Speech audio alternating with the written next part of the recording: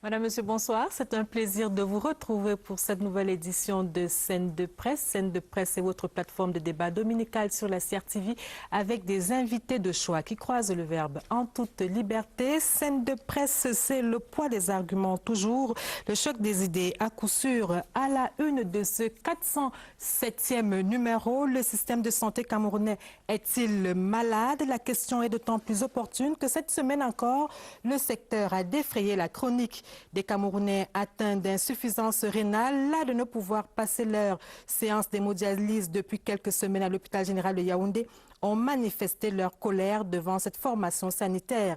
Et pour cause, sur la vingtaine de machines que compte l'hôpital général de Yaoundé, seules 7 sont opérationnelles. Une situation qui remet au goût du jour les sujets relatifs au plateau technique, à la prise en charge dans nos hôpitaux et au mal-être déclaré des ressources humaines. Le système de santé camerounais au scanner, c'est le menu de Scène de Presse ce soir. Également au menu de votre émission ce soir, vos rubriques habituelles, la revue de presse, les unes du lundi, le rapport que les Camerounais ont à leur système de santé, c'est dans le zooming. En focus, le ministre de la Santé publique, André Mamafouda. Mais avant, je vous suggère de faire la connaissance de nos invités du soir, mise en scène par Christelle Avom.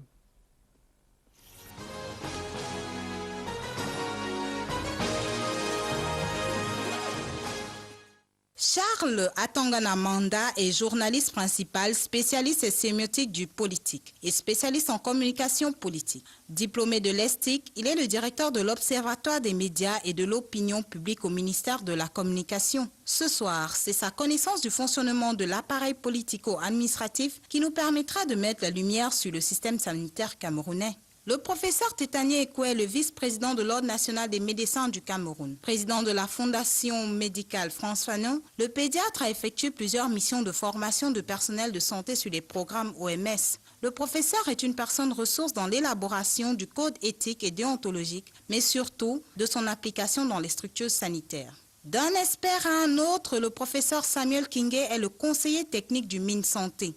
Professeur de cardiologie à la FMSB de l'Université de Yaoundé 1, il est chef service de médecine à l'hôpital général de Yaoundé. Il est l'expert qui interprétera ce soir le mieux le scan de notre système de santé.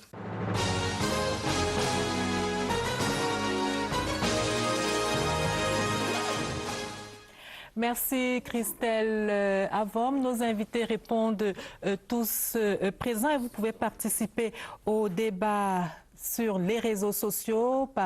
Nos comptes Twitter et Facebook sont ouverts, SDP officiel. Mais en guise de mise en bouche du débat de ce soir, les rapports que les Camerounais ont à leur système de santé, c'est dans le zooming que signe Monique Félicité Tuen.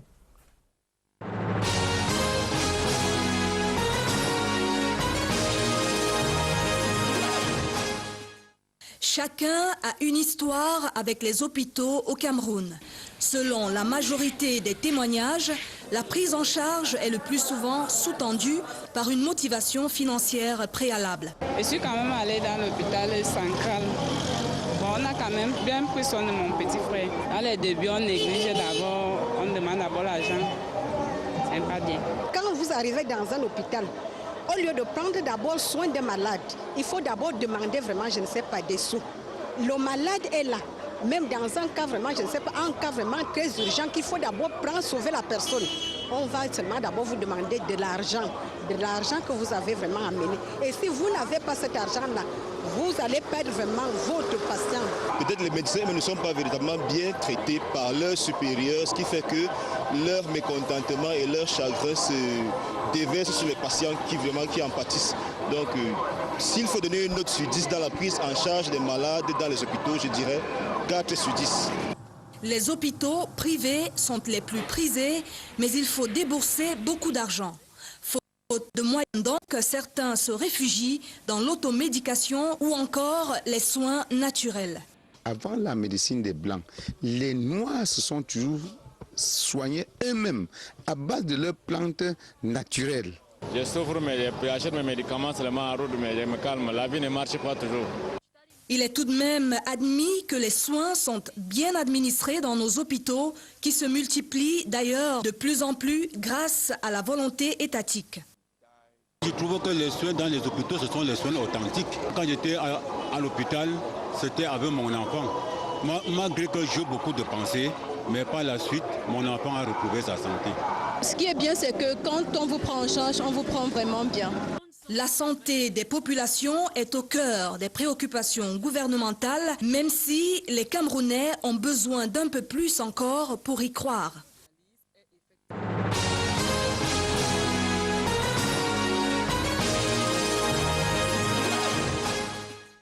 Merci Monique, félicité Tuen. Vous l'avez bien dit, les Camerounais ont besoin d'un peu plus pour y croire. Professeur King, bonsoir. Alors, le secteur de la santé a de nouveau défrayé la chronique cette semaine avec cette grève des Camerounais atteints d'insuffisance rénale. C'était à l'hôpital général de Yaoundé. Au jour d'aujourd'hui, est-ce qu'on peut savoir si le problème a été résolu et comment? Des dispositions sont prises pour pallier à l'urgence, notamment les malades qui étaient le plus à risque ont été évacués dans d'autres centres qui sont... Au frais de qui? Les dispositions financières ont été prises aussi au sein de l'hôpital et le ministère de la Santé est évidemment parfaitement en appui par rapport à ce processus. Mais en ce qui concerne la fourniture des consommables et la réparation des appareils, il y a également des dispositions spéciales qui sont prises. Je pourrais donner des détails parce que vous savez que le problème de l'hémodialyse au Cameroun, c'est quand même une volonté du chef de l'État qui est mise en œuvre. Et donc, il faut savoir que l'hémodialyse est subventionnée. Donc, les malades, en principe, payent 5 000 francs par séance et l'État paye 100 000 francs. Voilà. Bien sûr, ce n'est pas suffisant parce que le coût réel d'une hémodialyse mensuelle, c'est 1 million de francs en termes de dépenses. Donc, il faut savoir que tout cela coûte bien cher et que les équipements qui sont fournis pour l'hémodialyse ne bénéficient pas encore d'un parfait mécanisme de maintenance, parce que nous ne sommes pas comme en Europe où le maintenancier est dans la rue d'à côté, vous pouvez l'appeler à tout moment. Ici, les vendeurs d'équipements sont en Occident, les appareils sont au Cameroun. En Allemagne, pour le cas d'espèce, et au Maroc, pour ceux qui doivent venir arranger les appareils au Cameroun? Ben, disons qu'il y a plusieurs fournisseurs, mais généralement ce que nous faisons maintenant, c'est que nous signons des contrats de maintenance avec le fournisseur des équipements. Voilà. Mais évidemment, ça prend du temps parce que le fournisseur n'est pas dans la porte d'à côté. Voilà. Pourquoi importer la main-d'œuvre pour la maintenance? Parce qu'il y a une très haute technologie qui est mise en œuvre dans la fabrication des appareils et avec la diversification des marques, nous ne pouvons pas avoir un ingénieur camerounais pour chaque type d'appareil. Donc c'est pour cela que malheureusement nous sommes encore obligés. Si vous prenez par exemple le cas des scanners et d'autres appareils de radiologie, vous avez plusieurs marques, plusieurs fournisseurs. Et donc un seul ingénieur ou quelques ingénieurs camerounais ne peuvent pas maîtriser autant le contenu technique de cet appareil que le fabricant. Et il faut dire qu'au Cameroun, on compte à peu près 100 générateurs déjà pour les séances d'hémodialyse. Environ, oui. Merci, professeur Christophe Boyokono. L'hôpital général de Yaoundé est un établissement public administratif avec l'autonomie qui va avec. Est-ce qu'on peut comprendre qu'on n'ait pas anticipé? Pourquoi attendre qu'il y ait une grève? Pourquoi attendre qu'il y ait cette manifestation alors que on avait tout le temps de le faire? Il y a une vingtaine de machines. Pourquoi attendre que 13 machines tombent en panne? On n'aurait pas pu anticiper? C'est la question qu'on se pose. Et on a l'impression que les crises nous surprennent toujours, parce que celle-là n'est pas la première. Et la question du transfert des technologies se pose. Lorsque on décide d'avoir un partenariat avec une société qui fabrique des équipements, il faut souvent penser à associer quand même un volet transfert de technologie. Ça signifie que des techniciens camerounais peuvent aller auprès du fabricant de l'équipement. Maintenant, il faut savoir si le fabricant accepte de faire ce transfert de technologie. Il est obligé d'accepter. S'il n'accepte pas, on va ailleurs. On va ailleurs. Comment ça se passe dans d'autres pays? Et moi, je suis un peu outré de toujours d'entendre qu'on présente toujours le nom du chef de l'État comme un sésame. Lorsque quelque chose est mal engagé, on dit c'est d'abord la volonté du chef de l'État. Mais le chef de l'État est là pour protéger tous les Camerounais, y compris ceux qui sont des malades d'hémodialyse. Qui souffrent d'insuffisance rénale. Qui souffrent d'insuffisance rénale. Le problème, c'est que lorsqu'on acquiert les équipements, il n'y a pas une réflexion, il n'y a pas une volonté réelle des acteurs sur le terrain pour faire en sorte que nous puissions effectivement acquérir la technologie ici sur place pour faire le suivi de nos équipements. Il n'est pas exclu qu'il y ait souvent comme ça se passe dans des grandes usines, qu'il y ait des moments où des techniciens viennent de l'Europe pour faire la révision totale des équipements, mais en cours d'année, en cours d'exercice, voit que systématiquement, tous les 3 mois, on a des ruptures d'intrants, on a des pannes sur les machines. On se demande si on a encore, comment je peux dire ça, on a encore de la considération pour la vie humaine. Professeur Tétanier, l'état de notre plateau technique aujourd'hui, est-ce qu'il est de nature à garantir des soins de qualité? Mais non, Lucrèce, ce que nous venons d'écouter de la part du professeur Kingé et de M. Bobikiono répond à votre question.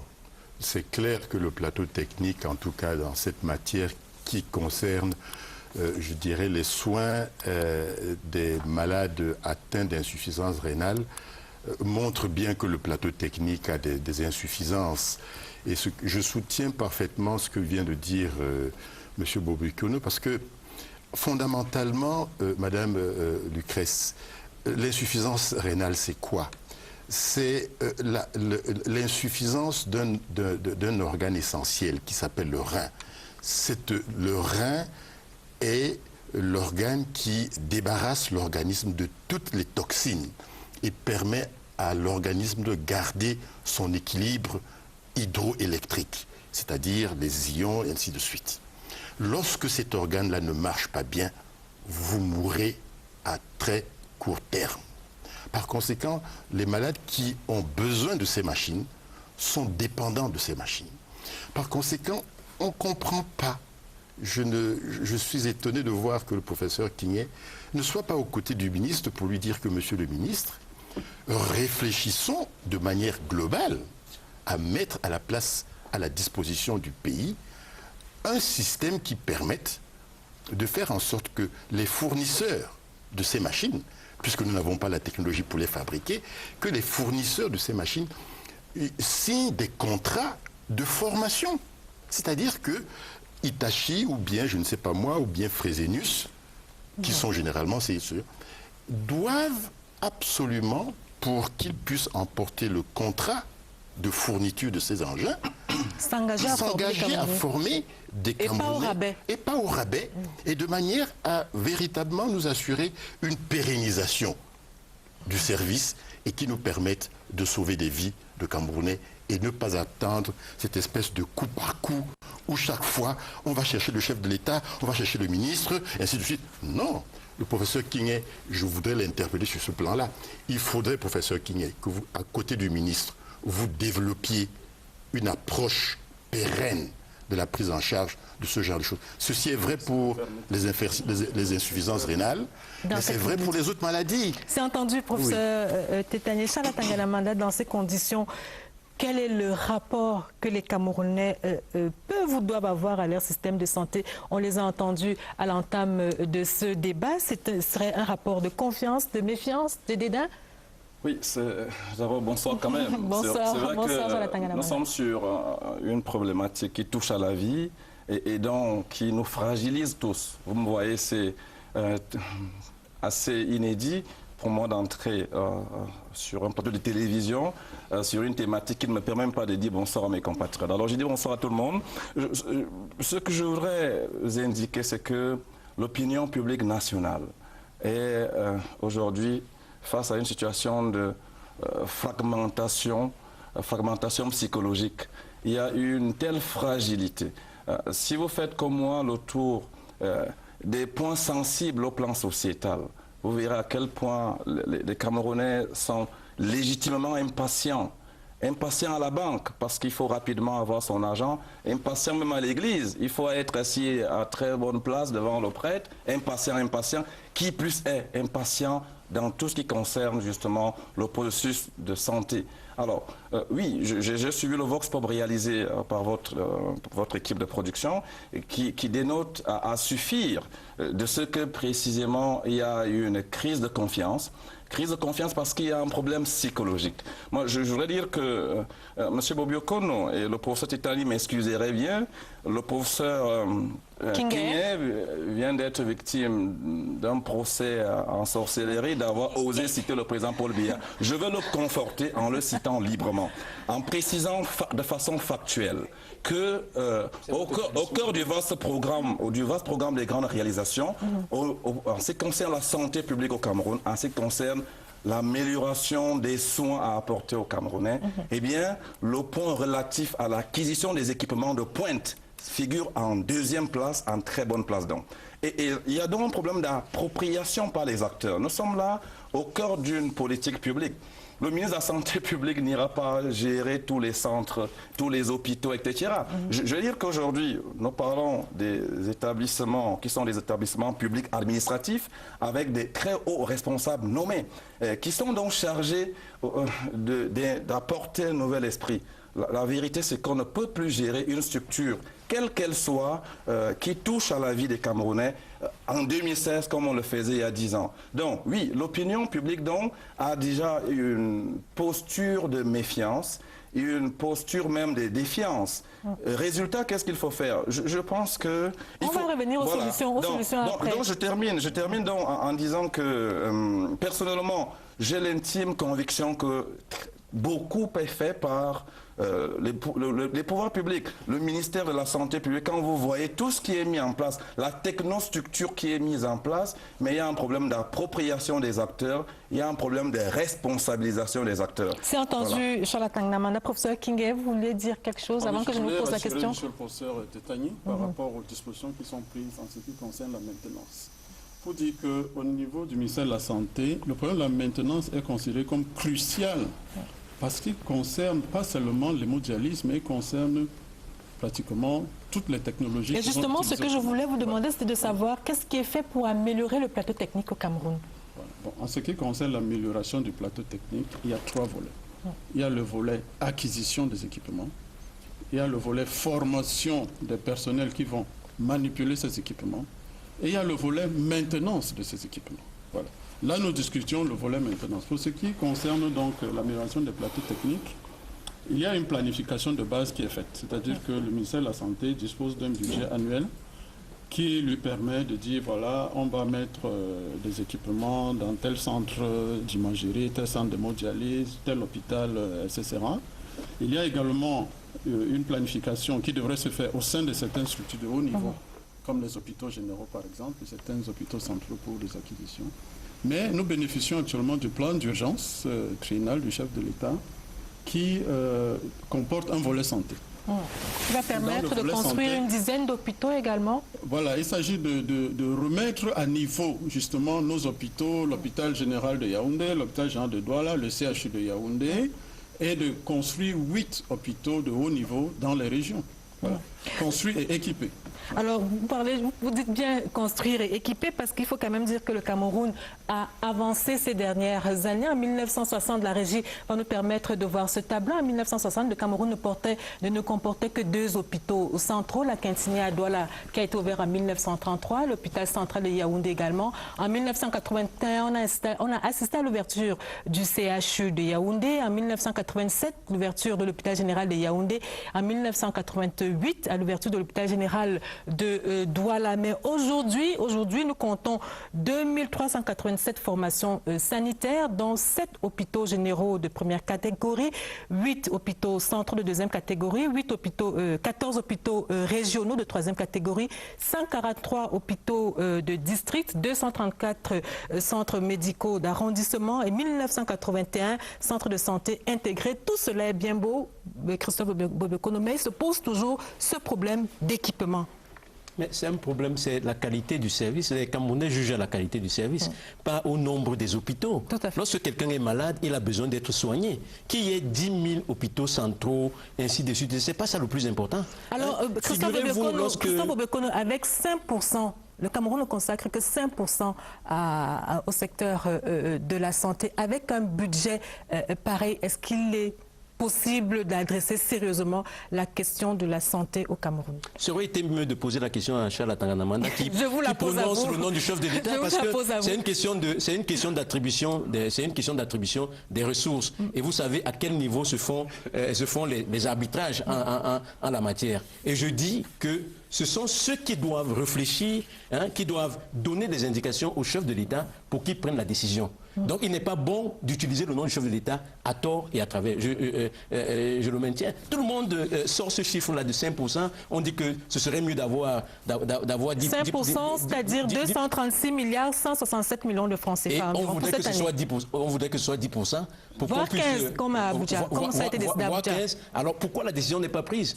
Peut-être que ceux qui ont l'oreille du chef de l'État pourront nous dire. Alors, professeur Tétanier, 70 voire 80% des charges liées à la santé sont supportées par les familles. Est-ce qu'on peut imaginer qu'on inverse cette tendance-là? Est-ce que c'est possible? Est-ce qu'il y a des études qui ont été menées dans ce sens-là par l'ordre? Demandez au professeur. Non, je vous pose la question à vous. Je vais lui poser cette question, mais je commence par vous. Non, je le prends à témoin pour dire que les études ont été sérieusement menées et que c'est une question de choix, de volonté politique. C'est de l'argent qu'il faut qu'on décide, que l'État décide d'affecter, n'est-ce pas, à la prise en charge des Camerounais. Donc actuellement, comme vous le dites très bien, et ceci est prouvé par l'OMS et par toutes les organisations internationales qui s'occupent de ces problèmes-là, le Cameroun présente cette caractéristique que les dépenses de santé reposent à 80% sur les individus. Alors qu'on souhaiterait voir cette fraction s'inverser, c'est-à-dire que et d'ailleurs le libéralisme communautaire, le livre phare de la pensée, de la vision politique du chef de l'État, annonçait déjà quelque chose comme ça. Quand vous le lisez, vous sentez bien que dans la vision du chef de l'État se dessinait déjà quelque chose comme ça. Mais on se rend compte qu'aujourd'hui, 80% des dépenses reposent sur les familles. C'est pour ça que dans le Vox Pop tout à l'heure, vous avez entendu de manière répétitive les gens vous dire ça coûte cher, c'est très cher. Et quand c'est cher comme ça, je préfère aller même me soigner moi-même. Alors, vous avez parlé de volonté politique, Charles Atanganamanda, vous qui défendez si bien votre parti, mais surtout la ligne qui est définie par le président de la République. Vous partagez cet avis? C'est une question de volonté politique que de voir l'État camerounais supporter 80% des charges liées à la santé et le peuple 20%? Écoutez, est-ce que c'est simplement une question de volonté politique ou de moyens? Je pense que c'est une question, passez-moi l'expression, des deux à la fois. Et je voudrais vous dire ma fierté en partageant cela avec le grand public. Ma fierté de rappeler sur ce plateau que c'est le président de la République qui définit la politique de la nation. Et la vision sociale du président Paul Biya met l'homme au cœur de son projet de société. Qu'on le veuille ou non, à ce moment-là, M. Obekono, je cite au très bon endroit le président Biya, comme il faut le citer. Le ministre de la Santé publique auquel vous faisiez référence, peut-il travailler s'il n'y a pas au sommet de l'État une vision sociale définie par la plus haute autorité de l'État, de par la Constitution de la République du Cameroun? Dès que j'ai dit cela, je voudrais rappeler qu'en matière de volonté politique, il n'y a aucune leçon à donner au pouvoir en place. Je ne défends personne. Alors, est-ce que le Cameroun a les moyens? Je suis avec vous pour dire que c'est une affaire de moyens. Il faut l'avouer, c'est une affaire de moyens. Et quand vous regardez l'évolution ces 10 dernières années, vous vous rendez bien compte que le ministère de la Santé publique, qui a 207 milliards de budget. 236 milliards. 207 milliards de budget, 207 milliards de budget en 2015. Je voulais illustrer sur l'année 2015, qui est quand même une année référentielle, parce que au cœur du programme, du vaste programme des grandes réalisations, c'est sur la base de ce vaste programme que travaille actuellement l'équipe en poste au ministère de la Santé publique. Nous, au ministère de la Communication, nous essayons de comprendre ces choses-là, et c'est pas le professeur conseil technique qui me démentirait. Et donc, je précise que aujourd'hui, ce que les Camerounais veulent d'abord sentir qu'ils sont bien accueillis. Parce qu'il y a parfois juste un problème psychologique. La façon dont on est accueilli, parfois peut valoir que ce qui va suivre par après. Charlatan Amanda, Abuja, a été décidé que les pays africains consacreraient 15% de leur budget à la santé. Est-ce qu'au Cameroun, c'est possible? Écoutez, il faudrait que ça puisse l'être. C'est une bonne question de journaliste et moi je vous réponds en disant que nous sommes aujourd'hui à 5,5%. Vous savez, dans une autre vie, je suis d'abord journaliste de formation. Le journaliste est quelqu'un d'essentiellement précis. Nous sommes à 5,5% d'allocation budgétaire donnée au ministère de la Santé publique. C'est insuffisant. Et nous ne donnerons de leçons à personne. Le ministre de la Santé publique fait des plaidoyers auprès des qui de droit, année après année, au plan budgétaire. Donc, nous, ce qu'il faut souhaiter aujourd'hui, d'abord, c'est que nous ne venons pas sur ces plateaux pour mettre de l'huile au feu, il y en a déjà suffisamment.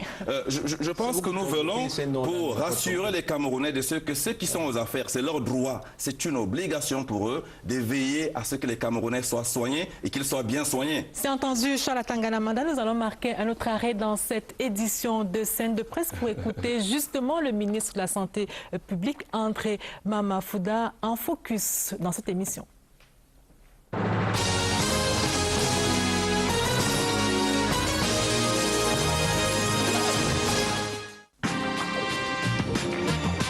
La salle de traitement de l'eau a eu des problèmes au niveau de l'hôpital général de Yaoundé, sans compter que certains générateurs ne semblent pas être opérants. Ça conduit à diminuer le nombre de générateurs. Or, en diminuant le nombre de générateurs, alors qu'on a des patients dans l'ordre de 150, ça a obligé à faire à ce que les autres générateurs tournent au-delà de la durée normale journalière. Une séance de dialyse, c'est 4 heures de temps. Si vous ajoutez à cette séance de dialyse au moins 30 à 40 minutes de stérilisation, c'est donc 4h30 à presque 5 heures qu'il faut pour chacun. Donc, si vous voulez dialyser 3 personnes sur un appareil, c'est 15 heures de temps. Vous imaginez que la journée normale devrait se limiter à 12 heures. Vous avez parlé de Bamenda où nous avons eu des petites difficultés. Du fait de l'instabilité du courant, nous avons perdu un moteur. Et pendant qu'on réparait ce moteur, l'autre moteur aussi a grillé. Donc nous nous sommes mis à rebobiner ces moteurs et au moment où je vous parle, la situation s'est déjà rétablie. La charge sanitaire est très importante, elle est diversifiée. Je prends l'exemple du VIH-Sida, pendant que les autres n'ont qu'un seul type, nous ici nous gérons jusqu'à 4 souches de VIH, c'est très important. Pendant qu'au niveau de l'hépatite C, certains n'ont qu'un seul génotype, nous au niveau du Cameroun nous avons jusqu'à 4 génotypes, vu le niveau de budget que le Cameroun a. Nous faisons pour le mieux.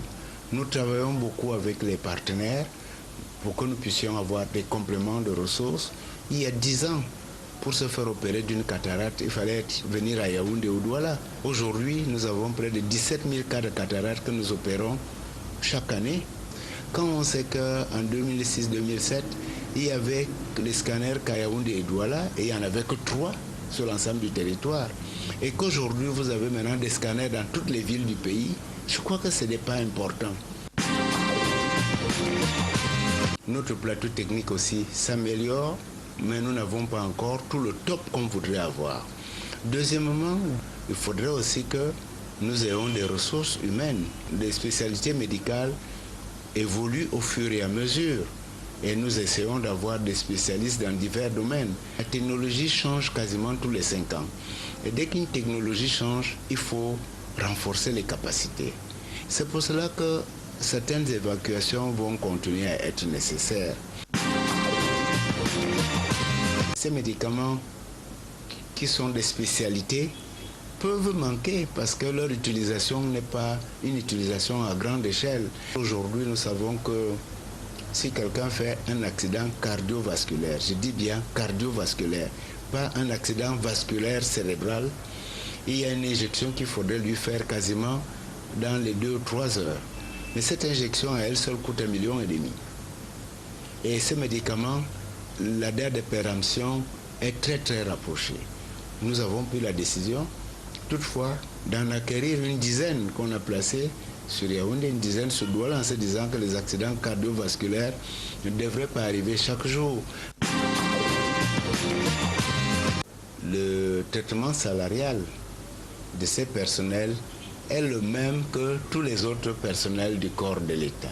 C'est pour cela qu'il faut trouver des incitations particulières pour que ces personnes qui travaillent dans des conditions assez rigoureuses et souvent avec des temps de travail plus allongés aient une rétribution. Les textes étaient basés sur le fonctionnaire, ce qui fait à ce que le contractuel à formation égale ne touchait pas certaines incentives, à savoir ce qu'on entend, les quotes-parts notamment. C'est ce problème-là qui a été également l'objet de revendications. C'est dû au fait que certains textes sont anciens, il faut donc revoir ces textes. Et le dernier grand point que nous essayons de régler, c'est la prise en charge du personnel médical et de sa famille. Autant les textes précisent une prise en charge pour quelqu'un qui est du corps médical, autant les textes ne disent pas que ces facilités sont extensibles à tous ceux qui travaillent à l'hôpital, même s'ils ne sont pas du corps de l'hôpital.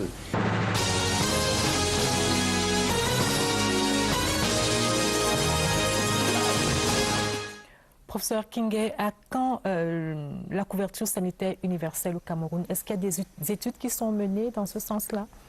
Oui, madame, plus que des études, c'est une réflexion approfondie qui est conduite en ce moment et qui implique donc pratiquement tous les acteurs de la santé. Alors, qu'est-ce que c'est la couverture santé universelle? C'est l'opération qui permettra à terme à tous ceux qui sont sur le territoire camerounais de pouvoir accéder à des soins de qualité sans avoir à supporter les 80% de frais liés à la santé que vous avez mentionné tout à l'heure. Alors, il y a eu une séance de restitution de la carte sanitaire des comptes nationaux de 2012 qui a été donc rendue publique au mois de juillet dernier. Et selon les chiffres, la régie va également nous permettre de voir ces chiffres-là.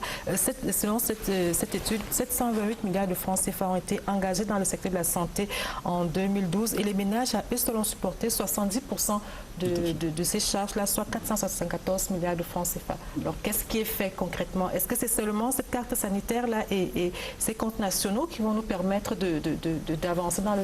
Les comptes nationaux décrivent une situation. C'est-à-dire, actuellement, les dépenses de santé, comment sont-elles reparties? Et malheureusement, on se rend compte que les ménages supportent 70%, l'État supporte une bonne partie aussi, et les partenaires à peu près 6%. Mais il faut bien comprendre ce que ça signifie, parce que dans l'histoire de la santé au Cameroun, on a eu plusieurs épisodes. Vous avez eu l'épisode des grandes endémies où vraiment l'État faisait tout pour vacciner les gens gratuitement, donner des médicaments contre les maladies infectieuses gratuitement. Et puis progressivement arrivent des maladies chroniques. Par exemple, on ne savait pas ce que c'est le cancer au Cameroun, on ne savait pas ce que c'est que l'insuffisance rénale, l'hémodialyse. Toutes ces maladies chroniques, on ne les connaissait pas. Les gens mouraient avant des maladies infectieuses. Aujourd'hui, nous entrons dans les maladies chroniques dont la prise en charge coûte cher. Nous avons des hôpitaux où on peut délivrer des soins tertiaires qui coûtent cher. Alors, la couverture santé universelle consiste en faire une collecte de fonds. Ça demande d'abord évidemment une volonté politique. Il faut faire une collecte de fonds et puis décider comment ces fonds seront utilisés donc pour les soins des patients. C'est pour quand, professeur? Alors, je ne peux pas donner une date, mais je peux au moins vous dire à peu près où nous en sommes en ce moment dans la réflexion. Parce que la première chose, c'est déjà de donner aux hommes politiques les éléments qui puissent leur permettre de prendre une bonne décision.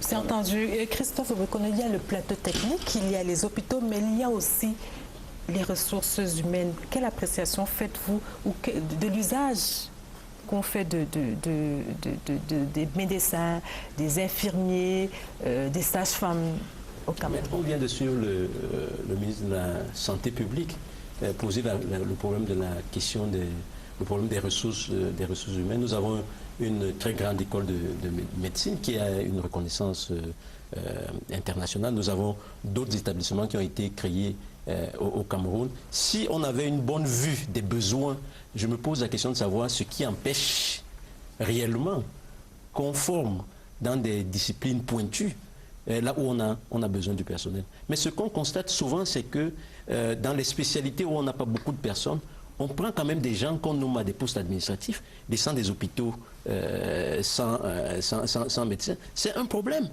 Et ça, ce sont des fautes personnelles. Je pense que si on reviendra à cela, la volonté politique, la réflexion, la vision.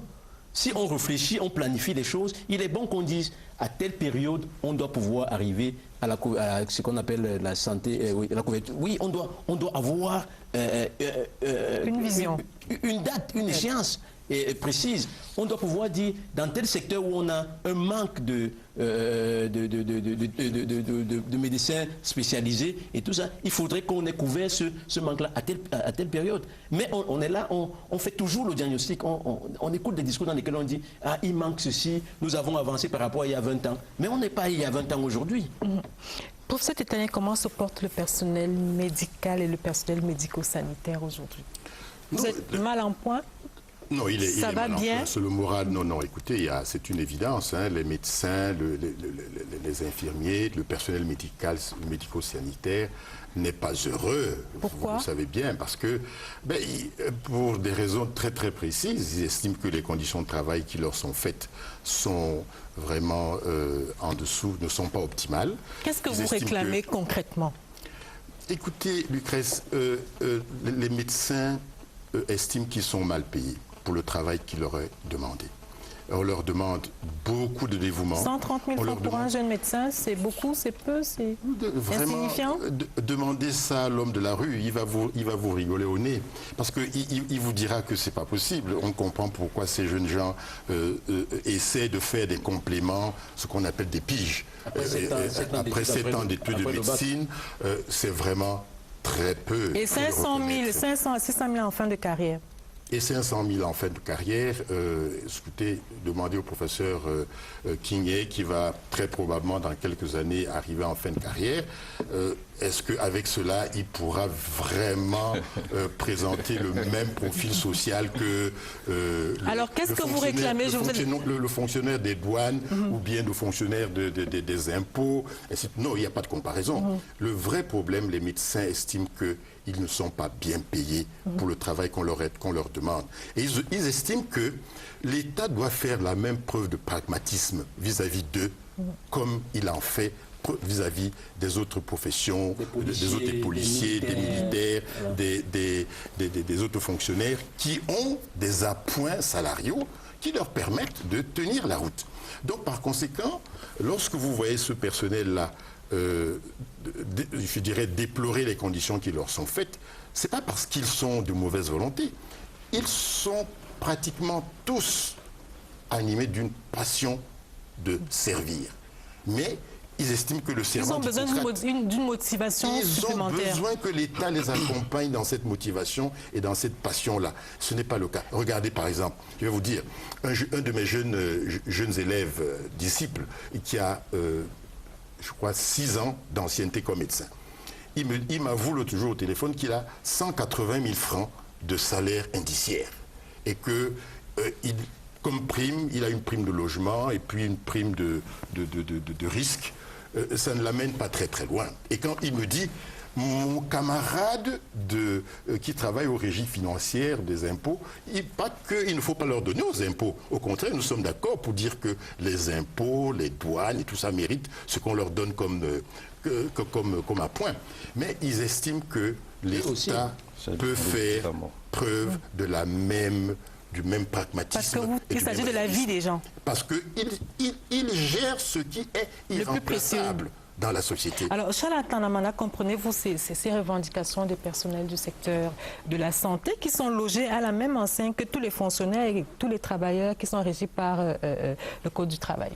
Écoutez, moi je voudrais dire sincèrement que je comprends.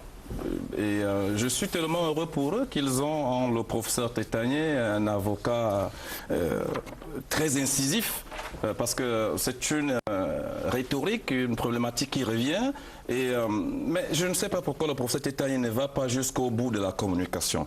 Moi, je suis allé sur le site web du ministère de la Santé publique. Je peux le communiquer à mes compatriotes qui m'écoutent, www.minsanté.cm. J'ai pu y lire qu'il y a eu un mouvement, un mot d'ordre de grève relativement à toutes ces récriminations, et le ministère de la Santé publique, avec en tête de rang le ministre de la Santé publique, évidemment a ouvert un dialogue. Des études ont été mises en branle, parce que vous savez que nous on est dans une république très structurée.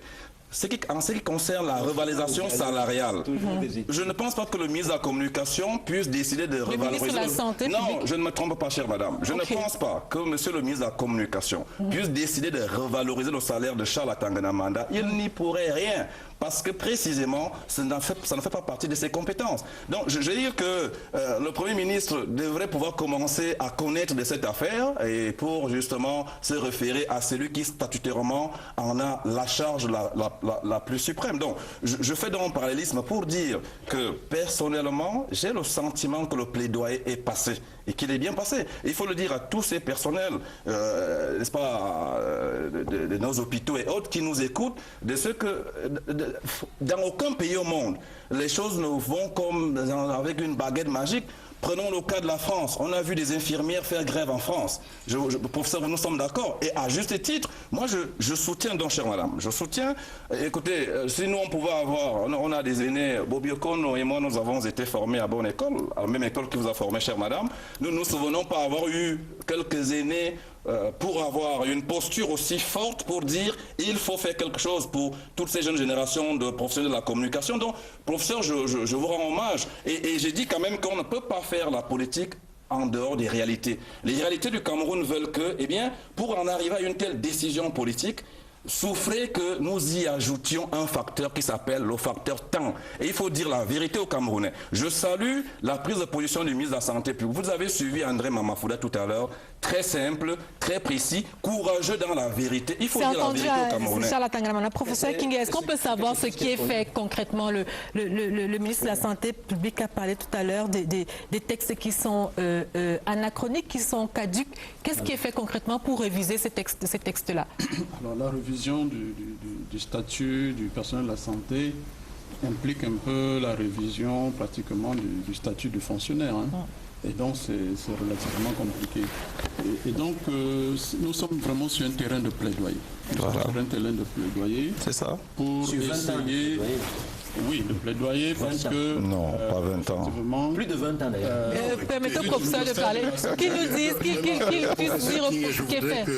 Permettez au professeur King à définir. Je suis médecin et je soutiens absolument tout ce qui a été dit par M. le professeur Tétien concernant la revendication. Je peux même en ajouter. Voilà. Donc, je ne suis pas en train de dire que l'État ne doit pas améliorer la condition du médecin.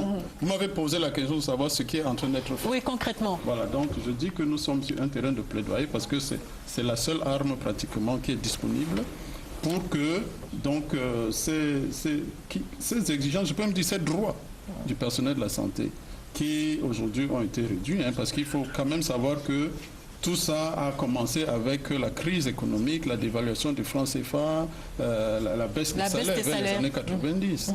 Et donc la dégradation de la situation du personnel de la santé a démarré à ce moment-là. Donc il faudrait qu'on revienne quand même à certains avantages concernant les droits en matière de soins de santé, en matière de salaire, en matière d'autres mesures qui permettent d'améliorer les conditions de vie des personnels de la santé. Professeur Tétanier, on fait le reproche à vos jeunes collègues d'être partout, sauf dans les hôpitaux publics, ou alors sous d'autres cieux. C'est exactement la traduction de ce mal-être. Et que faites-vous du serment d'Hippocrate? Qu'est-ce que faites-vous du patriotisme? Justement, Lucrèce, ces jeunes gens, au vieux médecin que je suis, je peux vous le dire, Lucrèce, j'ai travaillé à l'hôpital central, vous étiez probablement très jeune et vous ne vous en souvenez pas. J'étais à l'hôpital à 2 h du matin, j'ai quitté l'hôpital parfois à 22 h. Et j'étais toujours à l'hôpital et j'avais le salaire que vous connaissez. Donc par conséquent, les jeunes gens aujourd'hui, ils estiment que les vieux ont fait leur temps, comme moi, et qu'aujourd'hui, la jeunesse qu'ils représentent veut une médecine qui soit de leur temps. Alors, et que cette médecine de leur temps... Attendez que je vous le dise, je vais vous dire. Ils sont prêts à être aussi dévoués que nous l'étions, que nous le sommes. Ils sont prêts, tous sont passionnés du CRES. Chacun de ces gars a accepté d'entrer dans cette voie extrêmement dure, avec un seul animateur, la passion. Il veut être utile. Et par conséquent, il ne demande qu'un tout petit peu d'accompagnement pour être là quand vous avez des urgences. Alors, le revers, professeur, c'est que un médecin qui travaille à l'hôpital jusqu'à midi et qui, dans l'après-midi, se retrouve, je ne sais pas moi, dans 4 ou 5 instituts privés, ne comptez pas sur moi pour approuver ce genre de comportement, parce que ce n'est pas digne de notre profession. Mais la question est de savoir s'il prend toujours bien en charge, est-ce que ses prescriptions sont toujours les meilleures, est-ce qu'il est toujours dans les mêmes conditions que celui qui ne travaille, par exemple, qu'à l'hôpital public? C'est évident que non, Lucrèce. Et c'est par conséquent là que l'ordre des médecins, d'ailleurs, intervient pour leur dire, messieurs, la profession ne permet pas qu'on fasse du commerce de la santé. Ou qu'on détourne les malades vers les formations privées. Non, ce n'est pas du tout approuvable. Mais par contre, constatons que cette espèce de mauvaise pratique est due à un mauvais traitement de ces jeunes gens. Parce que chacun d'eux ne demanderait pas mieux que d'être là. Vous imaginez que quelqu'un, en plus du travail de l'hôpital, s'impose d'aller encore faire des heures supplémentaires, laisse sa famille et revienne aussi tard? C'est probablement parce que, d'une certaine façon, il essaye de combler un manque. Christophe, je reconnais l'État camerounais dépense environ 15 millions de francs CFA pour la formation des médecins. Donc c'est cet État-là qui a même tout à gagner en gardant ses cerveaux au Cameroun. Mais figurez-vous qu'un médecin qui soigne dans une clinique privée soigne quand même des Camerounais aussi. Donc ça, c'est pas en cause. Le problème, c'est un problème de gestion.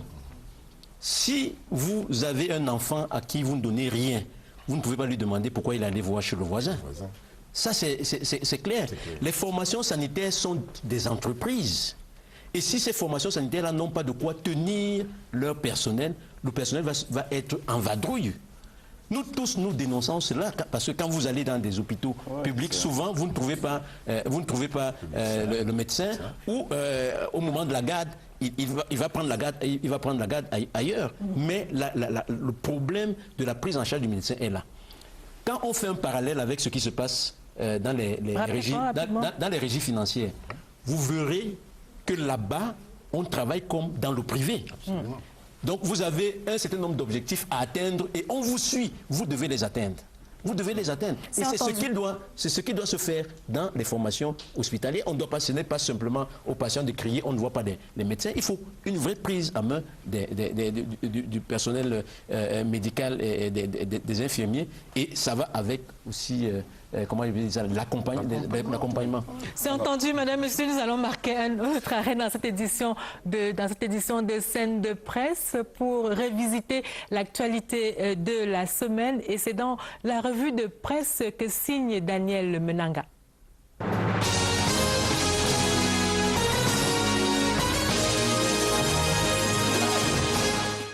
L'oiseau vert, rouge et jaune survole de nouveau le ciel de la région de l'Ouest.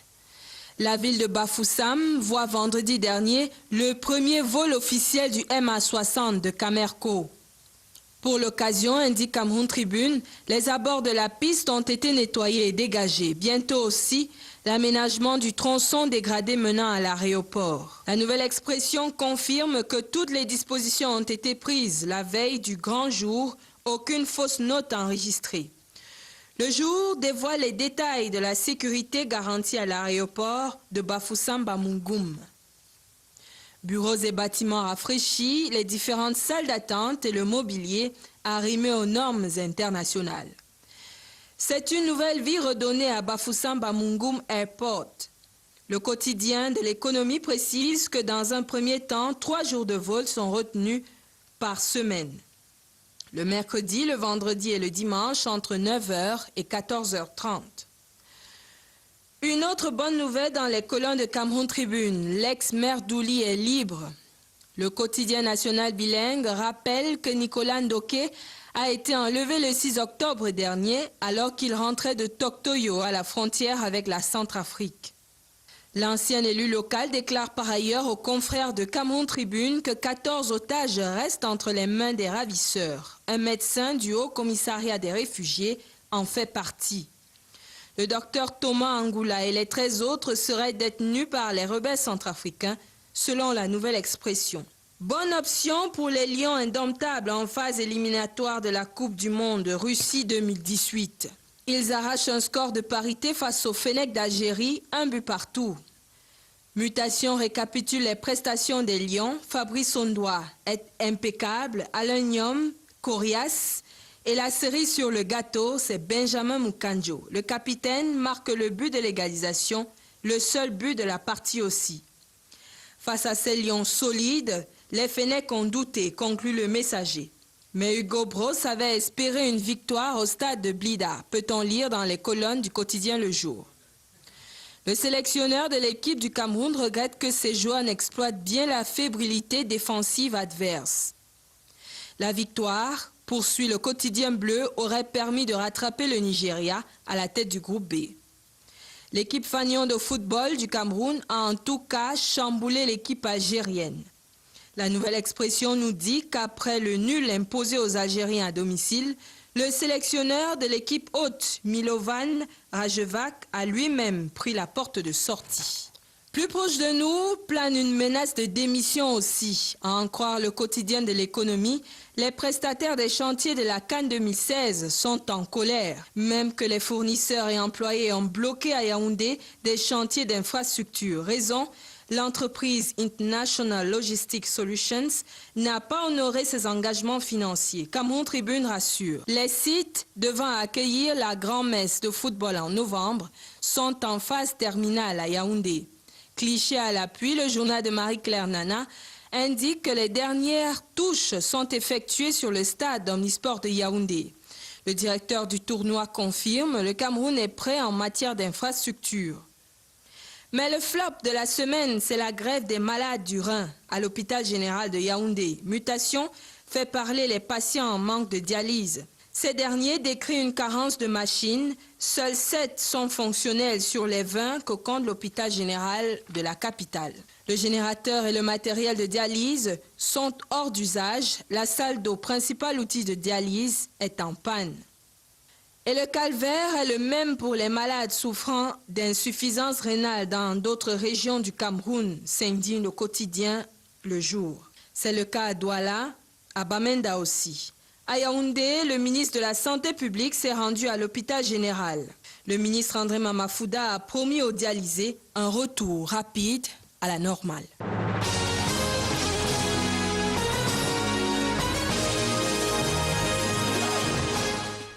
Merci Daniel Menanga. Alors Charles Atangalamanda, le Sénégal apporta 1 million le salaire minimum des médecins. Vous pensez qu'au Cameroun c'est possible aussi? Écoutez, je ne peux pas répondre à cette question comme si elle était fermée. Oui, c'est possible. Non, ça ne l'est pas. Il faudrait l'espérer que cela le fût un jour.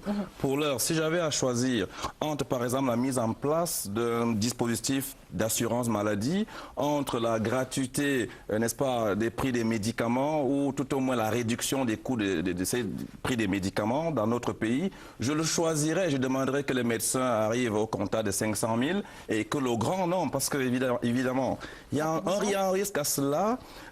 Et je voulais le dire au professeur Titania, l'histoire pourrait, professeur, vous juger. Vous êtes un notable dans le secteur. Et si vous continuez à dire à ces jeunes médecins que, eh bien, c'est parce que vous avez un mal-être, écoutez, c'est pour cela, je justifie le fait que vous ne soyez pas concentré dans votre travail pour veiller sur la santé. Non, il ne l'a pas dit, mais je suis en train de lui dire que ça pourrait passer comme cela.